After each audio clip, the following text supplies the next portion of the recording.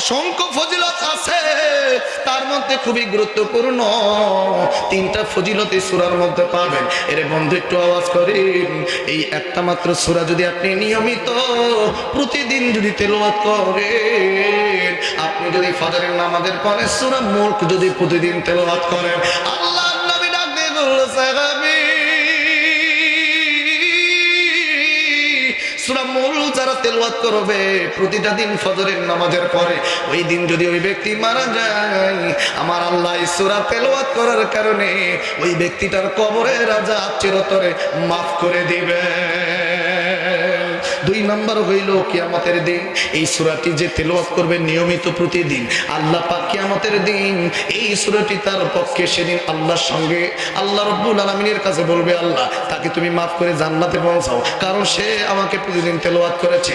আল্লাহ যদি দ্বিমত করে নাম পৌঁছাইতে চায়, সূরা মুলক বলবে, আল্লাহ আমি বলছি আল্লাহ এই তোমার বান্দাকে তুমি ততক্ষণ পর্যন্ত মাফ না করে জান্নাতে পৌঁছায়া দিবা, ততক্ষণ পর্যন্ত আল্লাহ আমি এই বান্দার কাছ থেকে যাব না, প্রয়োজনে তোমার সাথে তর্ক বিতর্ক করে হলেও সূরা মুলক তেলাওয়াতকারী বান্দাকে আল্লাহ জান্নাতে প্রবেশ করাই দিবে।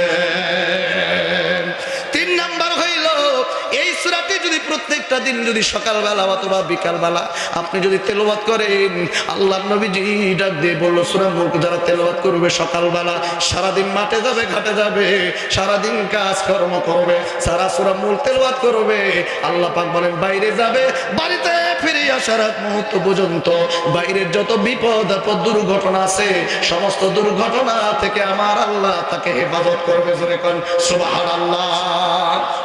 আমার ভাইরা, আমার বন্ধুগণ, এবার আসেন এই সূরাটির নাজিল হওয়ার ইতিহাস। নাজিল হওয়ার সময়টা হচ্ছে মক্কা নগরীতে আল্লাহ রাব্বুল আলামিনের ক্ষমতা সম্পর্কে কাফের দুশমনেরা আল্লাহ রাব্বুল আলামিনের ক্ষমতা সম্পর্কে প্রশ্ন তুলেছে যে তার ক্ষমতা কিরকম। আপনারা বলেন তো দেখি, আল্লাহর ক্ষমতা কম না বেশি?